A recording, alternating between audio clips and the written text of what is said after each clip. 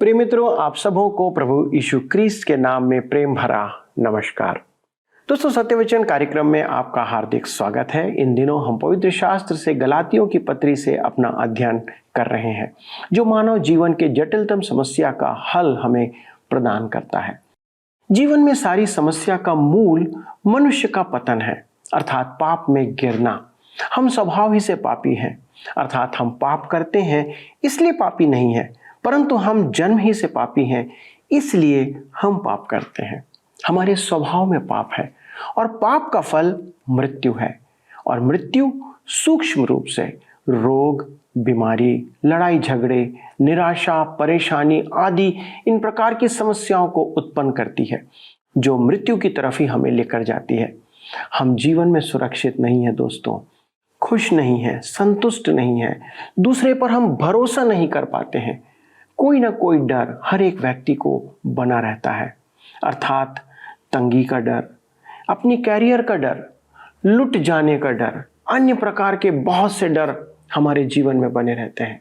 दोस्तों, हमारा मन अंदर ही अंदर इस प्रभाव से छुटकारे की पुकार करता रहता है, मोक्ष पाने की लालसा करता रहता है।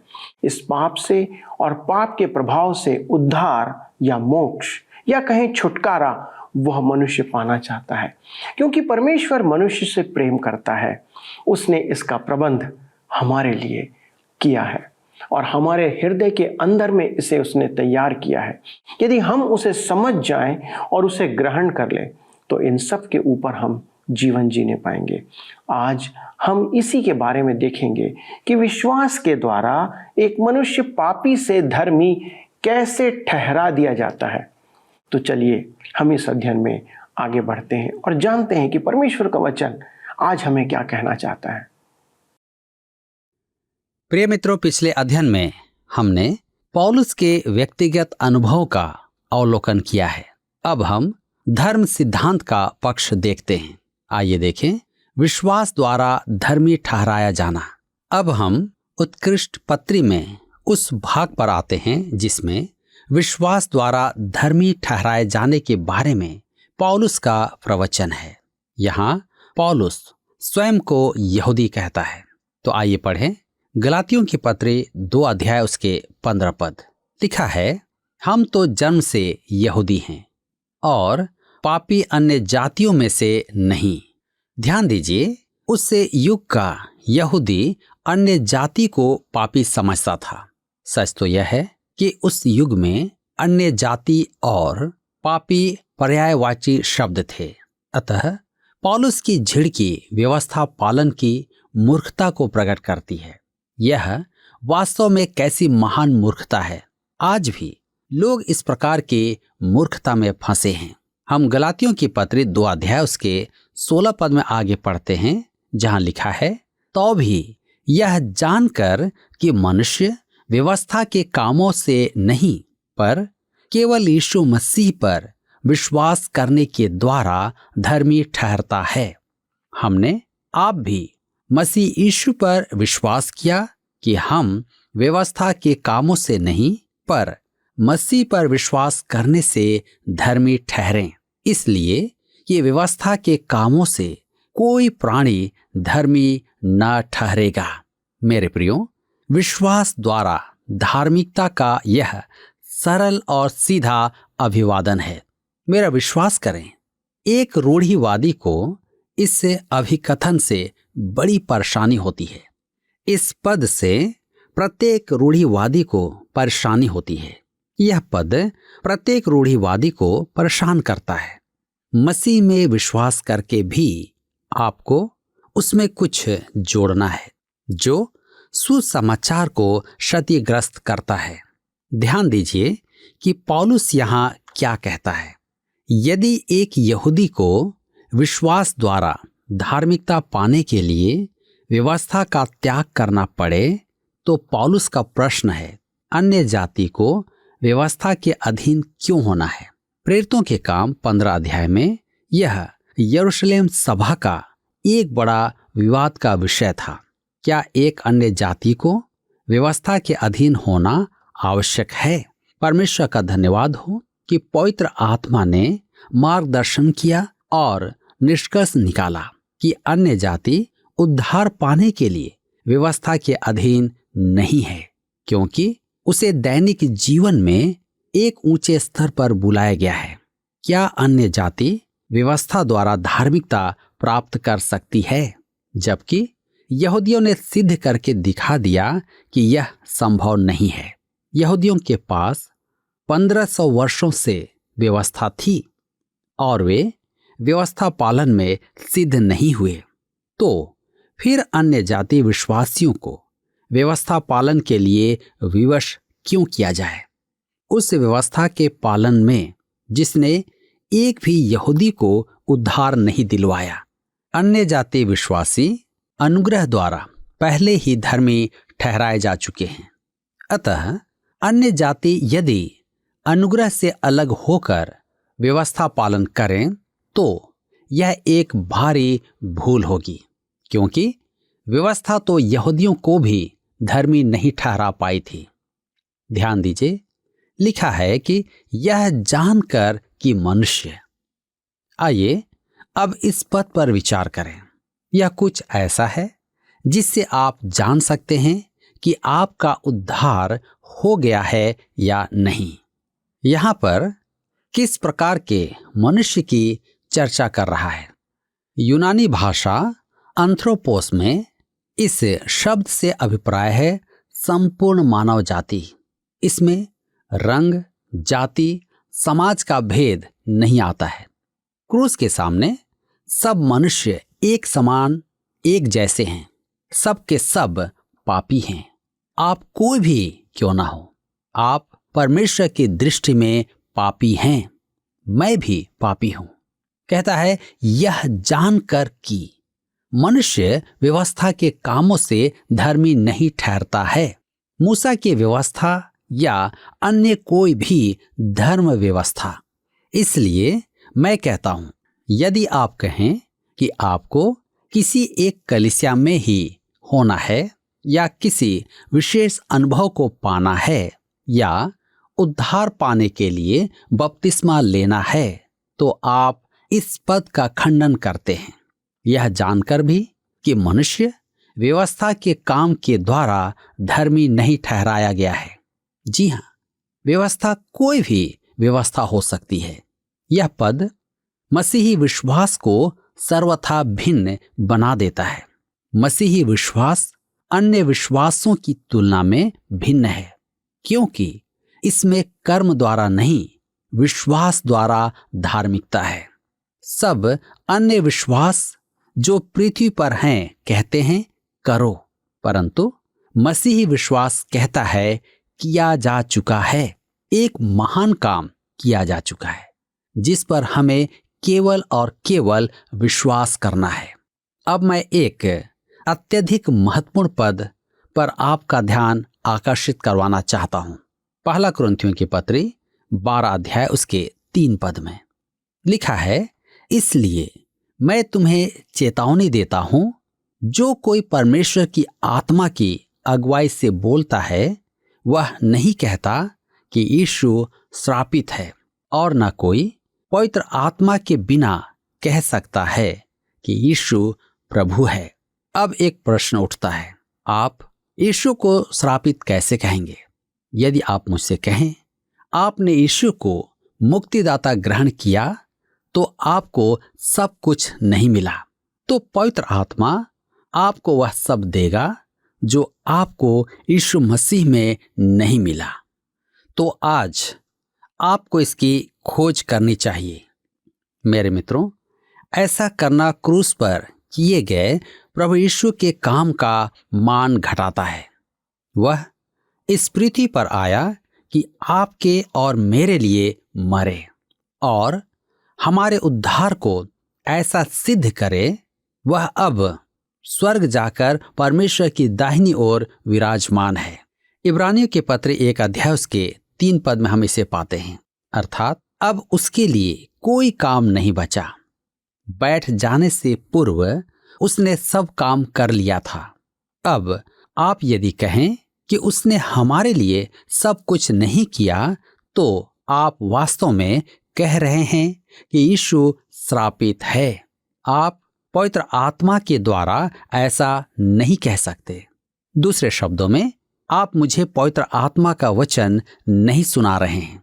यूहन्ना रचित सुसमाचार 16 अध्याय उसके 13 और 14 पद में प्रभु यीशु ने कहा, परंतु जब वह अर्थात सत्य का आत्मा आएगा तो तुम्हें सब सत्य का मार्ग बताएगा, क्योंकि वह अपनी ओर से न कहेगा, परंतु जो कुछ सुनेगा वही कहेगा और आने वाली बातें तुम्हें बताएगा। वह मेरी महिमा करेगा, क्योंकि वह मेरी बातों में से लेकर तुम्हें बताएगा। मेरे मित्रों, आपने जब मसीह को ग्रहण किया था तब उसने आपको इस जीवन में आवश्यक सब कुछ दे दिया था। मसीह यीशु ही सब वरदानों का दाता है। पवित्र आत्मा यहां आपको देता है, परंतु वह प्रभु यीशु का दान ही वितरित करता है। प्रभु यीशु कलीसिया का सिर है। मेरे मित्रों, हमें उसमें सब कुछ प्राप्त है। वह आदि और अनंत है। जब आप आमीन कहते हैं तो इसका अर्थ है कि आप भरे पूरे हो गए। जी हाँ, मसीह यीशु ने सब कुछ आपके लिए किया है। यह पद अत्यधिक स्पष्ट तो है, परंतु इसे समझना असंभव है।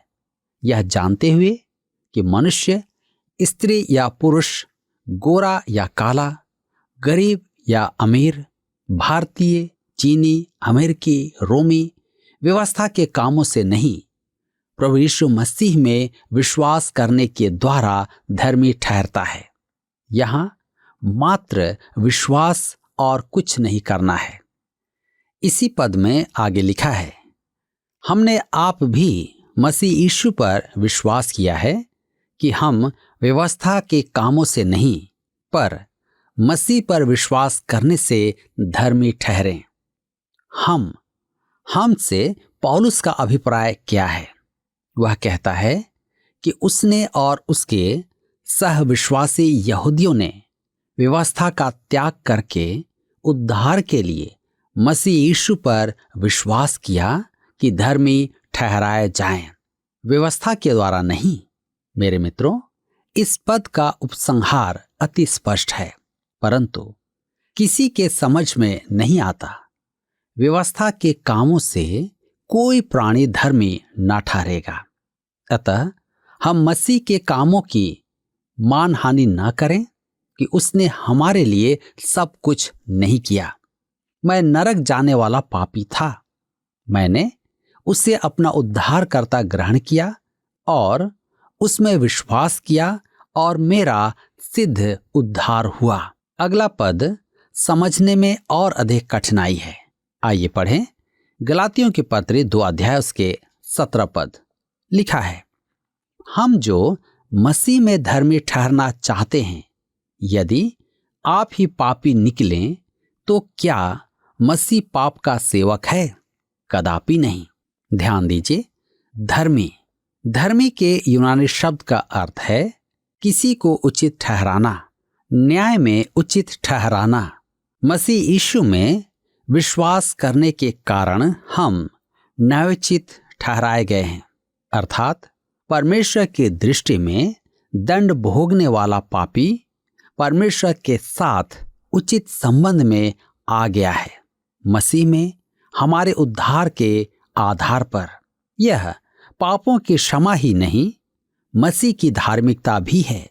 मेरी धार्मिकता मेरी नहीं है, क्योंकि वह स्वीकार्य नहीं है। यह धार्मिकता मसीह की है जो सिद्ध है। मेरे मित्रों, इस पद का अर्थ यह है, मसीह द्वारा धर्मी ठहराए जाने के लिए यहूदियों को व्यवस्था का त्याग करना था और इसके लिए उन्हें पापी का स्थान ग्रहण करने की आवश्यकता थी। इसका अर्थ क्या यह हुआ कि प्रभु यीशु उसे पापी बनाता है? पौलुस कहता है, कदापि नहीं। यहूदी और अन्य जाति दोनों ही स्वभाव से पापी हैं और उसे व्यवस्था के माध्यम से धार्मिकता प्राप्त नहीं होगी। यरूशलेम की सभा में पतरस ने यही कहा था। प्रेरितों के काम 15 अध्याय उसके 10 और 11 पद में, अब तुम क्यों परमेश्वर की परीक्षा करते हो कि चेलों की गर्दन पर ऐसा जुआ रखो जिसे न हमारे बाप दादे उठा सके थे और न हम उठा सकते। हाँ, हमारा यह तो निश्चय है कि जिस रीति से वे प्रभु यीशु के अनुग्रह से उद्धार पाएंगे उसी रीति से हम भी पाएंगे। इस प्रकार आप देखते हैं कि पतरस और पौलुस विश्वास द्वारा धर्मी ठहराए जाने के विचार पर एक मन थे। हम आगे पढ़ते हैं। गलातियों के पत्री 2 अध्याय उसके 18 पद में लिखा है, क्योंकि जो कुछ मैंने गिरा दिया यदि उसी को फिर बनाता हूं तो अपने आप को अपराधी ठहराता हूं। दूसरे शब्दों में पौलुस कहता है, यदि मैं व्यवस्था के अधीन हो जाऊं तो मैं अपराधी बन जाता हूं, परंतु वह व्यवस्था से मुक्त है। वह व्यवस्था से मुक्त कैसे हुआ? आइए पढ़ें। गलातियों के पत्र 2 अध्याय उसके 19 पद, मैं तो व्यवस्था के द्वारा व्यवस्था के लिए मर गया कि परमेश्वर के लिए जीऊं। पौलुस कहता है, तब मसीह मरा तो वह मेरे लिए मरा, वह मेरे स्थान में मरा, क्योंकि व्यवस्था ने मुझे दोषी ठहराया था। दूसरा कुरिन्थियों के पत्र 3 अध्याय उसके 7 पद में पौलुस व्यवस्था को मृत्यु की वाचा कहता है। वह मुझे दंड के योग्य ठहराती है। विधि विधान के अधीन परमेश्वर इस्राएल का नाश कर देता, परंतु उसने उन्हें 5 बलि चढ़ाने का विधान दिया था जो मसीह की ओर संकेत करता था। परमेश्वर अपने अद्भुत अनुग्रह के कारण उद्धार दिलाने में सामर्थी था। अतः दया का आसन अनुग्रह का आसन था जहां वह जाति पापों की क्षमा पाती थी। अतः व्यवस्था मुझे दंड के योग्य ठहराती है। व्यवस्था हमें दोषी बनाती है। व्यवस्था के आधार पर हम दोषी हैं। अतः व्यवस्था हमारे लिए मसीह यीशु की मृत्यु की उत्तरदायी है। व्यवस्था कहती थी कि हमें मरना होगा। अब यदि मैं व्यवस्था के लिए मर गया हूं तो मैं व्यवस्था का उत्तरदायी नहीं। व्यवस्था तो मुझे मार चुकी है। मैं व्यवस्था के लिए मृतक हूं। अतः व्यवस्था मेरे लिए वह काम नहीं कर पाई जो प्रभु यीशु ने मेरे लिए किया। उसने मेरा स्थान लेकर अपनी जान ही नहीं दी, मुझे जीवन दान भी दिया। वह मरकर फिर जी उठा। इस प्रकार व्यवस्था ने मुझे बंदी बनाया, दोषी ठहराया, दंड दिया और अंत में मेरी हत्या की। व्यवस्था हमारे लिए बस इतना ही कर पाई थी। अतः यदि आप व्यवस्था का मार्ग चुनते हैं तो आप मृत्यु को चुनते हैं। जीवन केवल मसीह यीशु में है और हमें जीवन चाहिए। गलातियों के पत्र 2 के 20 में लिखा है, मैं मसीह के साथ क्रूस पर चढ़ाया गया हूं। अब मैं जीवित ना रहा, पर मसीह मुझ में जीवित है। और मैं शरीर में अब जो जीवित हूं तो केवल उस विश्वास से जीवित हूं जो परमेश्वर के पुत्र पर है, जिसने मुझसे प्रेम किया और मेरे लिए अपने आप को दे दिया। मेरे प्रियो, यह पद प्रत्येक विश्वासी से संबंधित सत्य का अनावरण करता है। हमें मसीह के साथ क्रूस पर चढ़ाए जाने का प्रयास नहीं करना है। मैं युवाओं की सभा में जाता रहता हूं और यदि मैं कहूं कि मैंने हजारों युवक युवतियों को मसीह को ग्रहण करते देखा है तो बढ़ा चढ़ाकर बात नहीं कर रहा हूं। मैंने अनेक युवक युवतियों को गवाही देते सुना है और वे इस पद का संदर्भ देते हैं, परंतु ऐसे जैसे आग में लकड़ियां झोंक दी गई हों। वे इस पद के अर्थ को घास चर रही बकरी से अधिक नहीं समझते। आज बहुत से विश्वासी क्रूस के जीवन का उल्लेख करते हैं, परंतु पौलुस इस पद में ऐसा कुछ नहीं कर रहा है। हमें उसके साथ क्रूस पर फिर से नहीं चढ़ना है। हम उसके साथ क्रूस पर चढ़ाए जा चुके हैं। जीवन का सिद्धांत व्यवस्था के आधार पर नहीं, जिसने हमें दोषी बनाकर मृत्यु दे दी है। हमें विश्वास में जीना है। विश्वास किस में करें? परमेश्वर के पुत्र में विश्वास करें। मेरे मित्रों, क्रूस पर प्रभु यीशु की मृत्यु हमारे पापों का दंड भोगना ही नहीं था, वह हमारे स्थान पर उसका मरना था। वह पाप बलि मात्र ही नहीं था, वह सब विश्वास करने वालों के स्थान पर था। पौलुस कहता है कि वह व्यवस्था के अधीन अभियोग में खड़ा हुआ, उसे दोषी पाया गया और दंड के योग्य ठहराया गया और प्रतिस्थापन व्यक्ति होकर वह मर गया। ऐसा कब हुआ? मसीह यीशु के क्रूसीकरण पर। पौलुस मसीह के साथ क्रूस पर मर गया था। अब जो जीवित हूं, मैं जीवित हूं तो किस प्रकार? मसीह में। आज वह जीवित है और परमेश्वर के दाहिने हाथ उपस्थित है। लिखा है कि हम मसीह में अवस्थित किए गए हैं। आप इसमें अधिक कुछ नहीं कर सकते हैं। इससे हमारा मूर्खता का विचार है कि हम मसीह के साथ क्रूस पर चढ़ सकते हैं, उससे हमें मुक्ति मिल जाएगी। मेरे प्रियो, मुझसे एक बार एक युवक ने पूछा, क्या आप क्रूसित जीवन जी रहे हैं? मेरे विचार में मैंने उस युवक को चौंका दिया। जब मैंने कहा नहीं, तब मैंने उससे पूछा, क्या आप क्रूसित जीवन जी रहे हैं? एक क्षण उलझन में पड़ जाने के बाद उसने कहा, मैं प्रयास कर रहा हूं। मैंने उससे कहा, आपने मुझसे यह उत्तर नहीं मांगा था, आपने हाँ या ना में उत्तर मांगा था। अब आप भी हाँ या ना में उत्तर दें। क्या आप क्रूसित जीवन जी रहे हैं? उसने फिर कहा, मैं प्रयास कर रहा हूं। मैंने उससे कहा, आप या तो जी रहे हैं या नहीं जी रहे हैं, और सच यह है कि आप नहीं जी सकते। उसने कहा, मैं क्यों नहीं जी सकता? तब मैंने उसे बताया कि क्रूस के बारे में एक बड़ी रोचक बात है। मैंने उसे बताया कि आत्महत्या के अनेक तरीके हैं। फांसी लगा लो, गोली मार लो, जहर खा लो, बहुत ऊंचे से कूद पड़ो, कुएं में कूद पड़ो, परंतु क्रूस पर नहीं चढ़ सकते। आप एक हाथ में कील ठोक सकते हैं, परंतु दूसरे हाथ में कील कैसे ठोकेंगे? आपको पौलुस के कहने का अर्थ समझना है। जब वह कहता है मैं मसीह के साथ क्रूस पर चढ़ाया गया हूं, तो उसके कहने का अर्थ है कि वह पौलुस के स्थान पर मरा। वह आपके लिए मरा, वह मेरे लिए मरा। जी हां, यही सत्य है और यही पौलुस चाहता है कि हम समझ जाएं। मेरे प्रियो, आपकी दशा क्या है? आप कहां पर हैं? अपने जीवन में ठहर कर अपने आप को देखें और निश्चय जाने कि आज परमेश्वर आपसे बातें कर रहा है। इसलिए आप अपने जीवन में एक सही निर्णय लें। पिछले प्रश्न का उत्तर है ए, अन्य जाति। अंताकिया की कलीसिया में मुख्यतः अन्य जाति विश्वासी थे।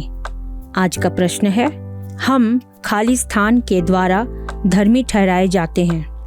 ए, व्यवस्था के कामों, बी, बपतिस्मा लेने, सी, विश्वास करने, डी, धर्म के काम करने। मित्रों, इस प्रश्न का उत्तर हमें कल सुबह 6 बजे से पहले विकल्प ए, बी, सी या डी के साथ अपना नाम, पता, स्थान के साथ 9651433397 पर SMS या व्हाट्सएप करें। सभी विजेताओं को विशेष पुरस्कार प्रदान किए जाएंगे। धन्यवाद। क्या आपको यह कार्यक्रम पसंद आया? अभी हमें एक मिस कॉल करें और आप अगले विजेता हो सकते हैं।